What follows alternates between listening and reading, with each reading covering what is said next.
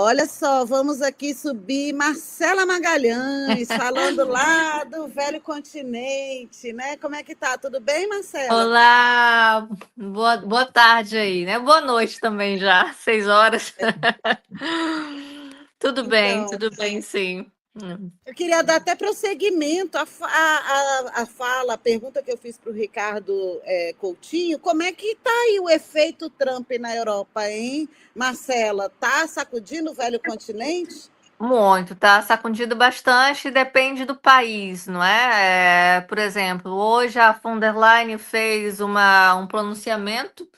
Aliás, porque o Trump colocou os impostos, né, de importação dos produtos europeus também em alto e em relação principalmente à questão não do que foi feito hoje em relação à Ucrânia, mas ainda na linha da semana passada, na questão das últimas semanas, e que foi aquele encontro com Zelensky e o fim da guerra da Ucrânia e os modos como são propostos pelo Trump. Então, a Ursula von der Leyen, também o Macron e outros líderes europeus foram contra o que foi proposto, mas, na verdade, por exemplo, a Giorgia Meloni ficou muito balançada a ser pró-Trump. Não é? Então, fez pronunciamentos também que depois repercutiu também internamente na Itália. Também os partidos estão divididos em relação a isso também. E também em relação à corrida armamentista, não é? A von der Leyen também chegou a dizer que acabou o período de ilusão da Europa, então que todos têm que se unir para investir mais em armamentos, porque a Rússia, Putin, né? Aliás, ela usou Putin, Putin é um inimigo a ser combatido. Então, se mostra bem a linha que vai ser. E também houve também também nesse período, com a ascensão também do Trump, com a volta de Trump ao poder, antes se tinha uma ideia de que os Estados Unidos eram um grande aliado da Europa, mas aí com Trump a Europa se percebeu, né, se deu conta na verdade, que está sozinha. Então, tem tido esse discurso de união, mas é uma união que a gente sabe que só vai favorecer só aí os donos do poder, né? Só quem de fato tem investimentos na indústria de armas, enfim, nessa concentração de renda também, né? Mas estamos nessa linha, né? Ó, tem um internauta aqui, o Eusário, que quer saber de onde você está falando, Marcela. Olha, hoje estou falando aqui da Itália, não é? Umas 2 semanas atrás estava em Portugal, também acompanhando também o que está acontecendo em Portugal. Ontem o governo português caiu, mais uma vez, né? Vamos para a quarta eleição em 5 anos, não é? Ou seja, desde 2019 não se consegue terminar um mandato, né? Um ciclo legislativo. E também, isso também tem sido uma constante aqui também na Europa, né? A gente vê que o sistema representativo ele não consegue mais ser efetivo, né? Nem minimamente, porque antes se tinha uma promessa do bem-estar social e pelo menos de estabilidade econômica, estabilidade política, e agora nem isso. Então a gente tem visto o que se repete em vários países, Itália, França, né? Portugal, Alemanha, e também Reino Unido, a Inglaterra também, que tem caído muito esses governos, não tem conseguido se manter. Né?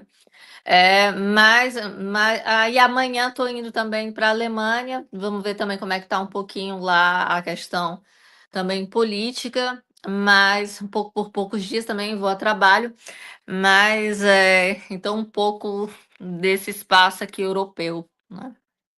E me fala aí, qual a sua impressão da Alemanha? Né, a gente tem os mais jovens não conhecem, ou quem não gosta de estudar história, né, Marcela? O trauma que foi a ascensão do nazismo na Alemanha e do fascismo aí na Itália, né? E como é que você vê essa nova embalagem desses movimentos de extrema direita, né? Que a gente não pode dizer que são iguais, né? Mas eles têm o mesmo, digamos, motor, né? De insatisfação, crise capitalista, digamos assim. Como é que você está vendo isso aí, Marcela?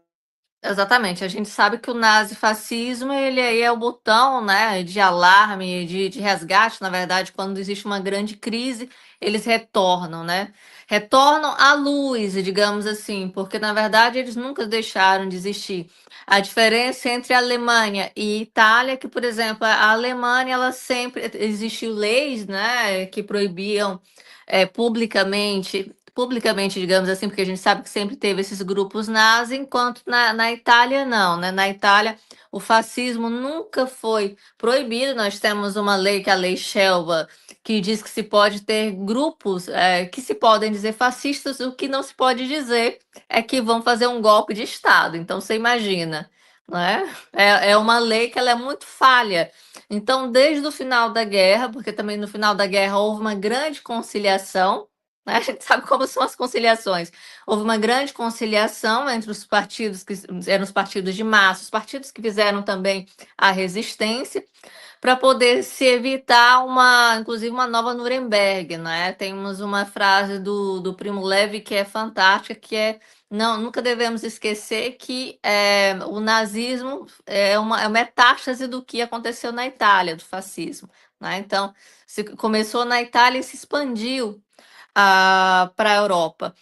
Mas, na verdade, nunca foi sempre que existiu, né? Eu fiz, quando estava fazendo o doutorado, eu acabei fazendo um trabalho de campo, inclusive, indo entrevistar um grupo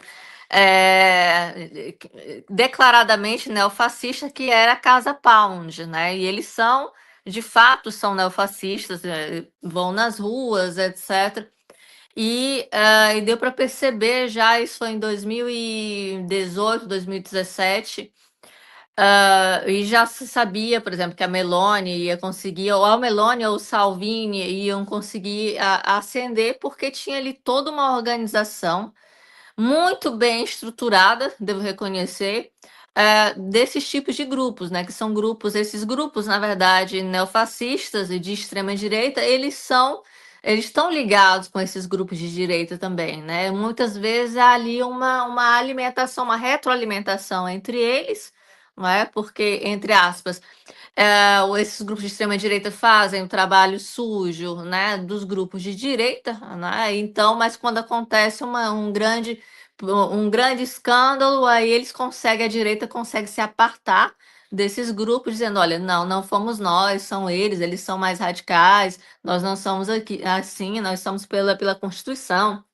E tem sempre aí um discurso mais ligado à legalidade, não é? Mas aconteceu várias vezes aqui na Itália esse tipo de situação, com mini atentados. Eu digo mini atentados porque geralmente são uma ou duas pessoas que cometem, mas quando acontece, vem a público, se diz que, na verdade, esses partidos de direita, como o Partido da Lega, etc., para mim é extrema-direita, mas oficialmente é de direita, não é? Se apartam, dizem, não, nós não temos nada a ver com isso, apesar de várias investigações, de várias pesquisas também, inclusive de jornalistas, investigações jornalísticas dizerem, mostrarem que também são grupos que têm ali um intercâmbio, né, uma ligação muito forte com valores, inclusive com acampamentos de extrema-direita, né? É, mas é isso. A Alemanha é um pouco diferente, porque a Alemanha a gente viu ainda um crescimento muito, muito desses grupos de extrema-direita na parte onde era a Alemanha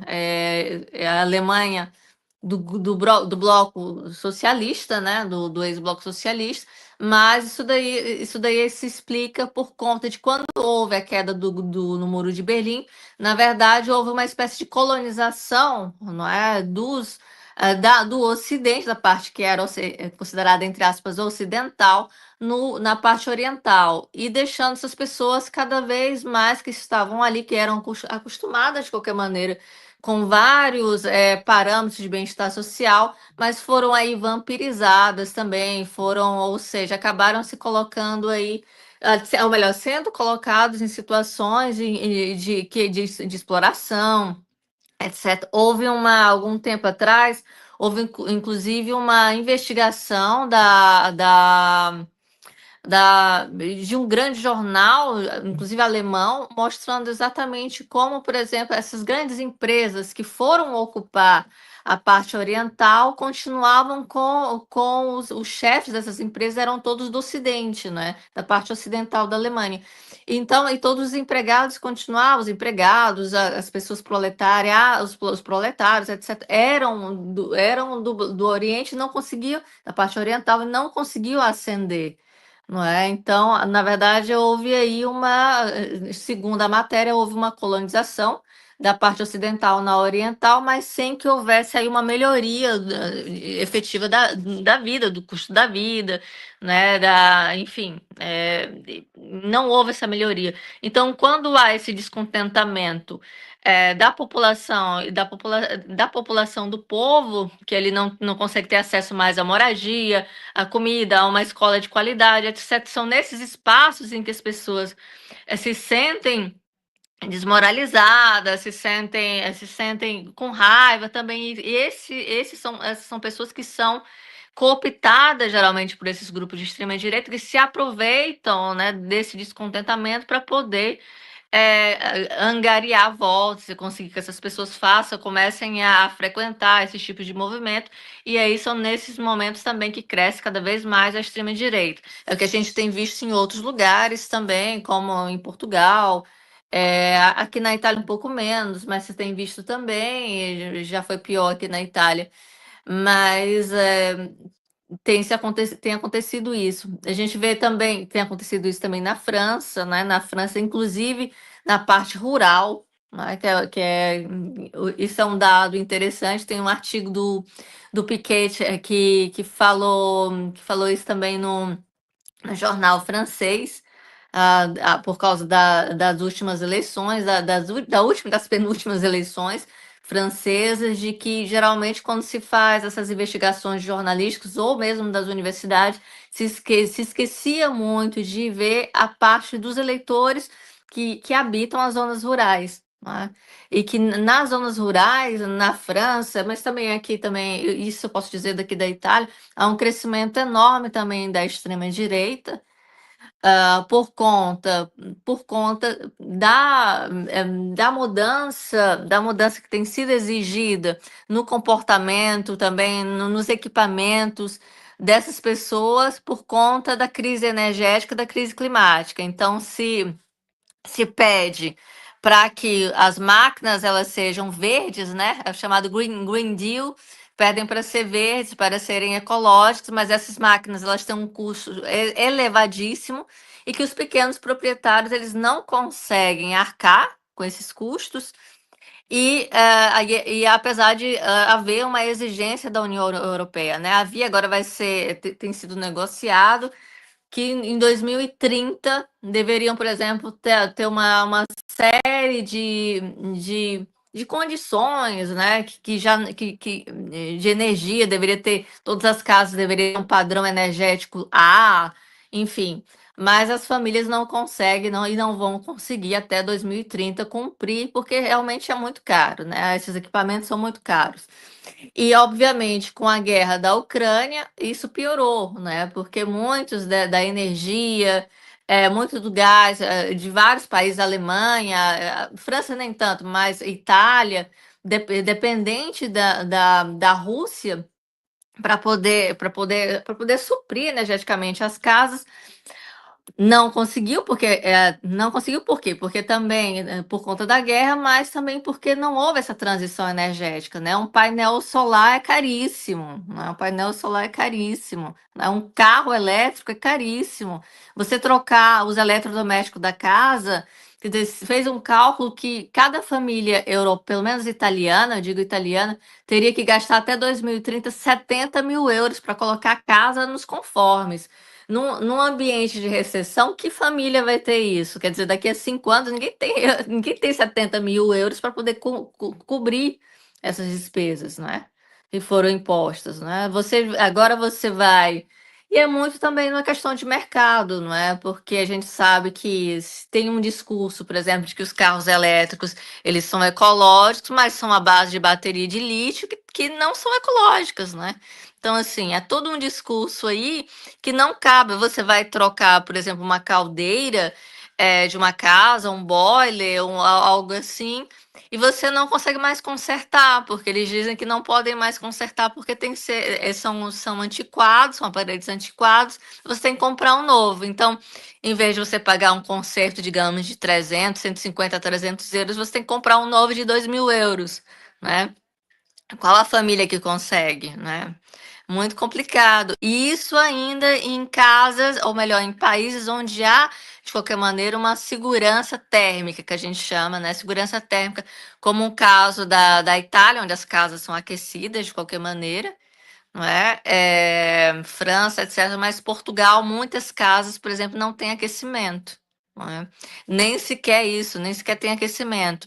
Então, Portugal, por exemplo, além da crise habitacional, né, que as casas estão caríssimas, essas casas caríssimas não têm sequer uma segurança térmica, são extremamente frias, às vezes é mais frio dentro da casa do que fora, né? Então, esse é um problema também a ser discutido, né? Miguel?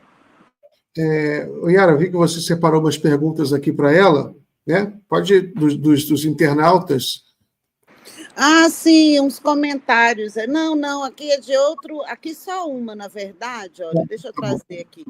Que é do Eusário, perguntando sobre o movimento que une politicamente os brasileiros na Europa na defesa da democracia no Brasil. Ele até comenta na sequência que na Holanda ele não vê isso. Existe isso? Existe esse movimento? Olha, existe alguns comitês, né? Alguns comitês, por exemplo, existe comitês ligados principalmente ao PT. O PT consegue se organizar fora, não é? Existem os comitês Lula Livres, eu conheço em Portugal alguns coletivos também, o Andorinha e também o PT, PT Portugal, PT do PT mesmo, Partido dos Trabalhadores.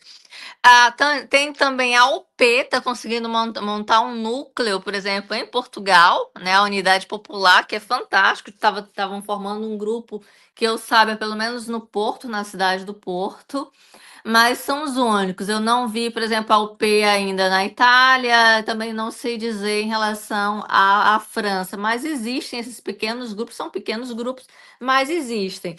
Devo dizer que o PT organizou um encontro com imigrantes também, ou melhor, o PT, o governo Lula, mas digamos, o PT organizou há alguns meses atrás, talvez uns 7 meses atrás, uma reunião chamando os imigrantes, né, os imigrantes brasileiros, para falarem sobre as suas demandas, pelo menos aqui na Itália, mas em Portugal também, se eu não me engano, a própria ministra Aniele foi para Portugal, fez um encontro também com os imigrantes para discutir a questão do racismo. Aqui na Itália, essa reunião foi mais para discutir quais eram os principais problemas enfrentados pelos imigrantes brasileiros na Itália. E foi muito interessante, foi muito bom, porque a gente viu muitas mulheres reclamaram de sofrerem violência doméstica, por exemplo, né? Esse é um dos fatores que mais ocorre com mulheres, não é? Aqui no exterior, além da xenofobia e do racismo, mas a questão da violência doméstica, ela é muito alta. Ela é muito alta. Por quê? Porque essas mulheres vêm para cá, são mulheres de todas as idades, de todas, entre aspas, raças, de todas as condições, mas, obviamente, eu digo isso tristemente, as que mais sofrem são aquelas mulheres em que têm um poder aquisitivo já menor no Brasil e quando vem já não tem, são completamente dependentes do parceiro, né, desse parceiro que é estrangeiro, quando o parceiro é estrangeiro, ficam isoladas em alguns países, nem sequer conseguem falar a língua, por exemplo, Alemanha, Holanda, então ficam na Bélgica também há também muitas mulheres também que reclamam disso, e quando sofrem violência doméstica não tem a quem recorrer. porque não sabem falar a língua muitas vezes. A permanência delas naquele país é ligada exatamente à condição de estar casado ou ter uma relação com esse parceiro, então também quando separa, perde também a permissão de residência, né? A autorização de residência, e acabam ficando à mercê de mais violência, inclusive violências institucionais, não sabem a quem recorrer. Esse das principais reclamações, e de fato o próprio Itamaraty estava tentando, não, conseguiu também ampliar um programa em relação a isso, colocando nos consulados números próprios para que as mulheres entrassem em contato, brasileiros entrassem em contato, para poder dar um mínimo de apoio, pelo menos um apoio jurídico, uma orientação jurídica, não é? Porque muitas delas têm medo de ir à polícia, de sofrer, além da revitimização, de não ter como ser entendida, porque é outra língua, e é muito importante, principalmente quando você tem um filho, né?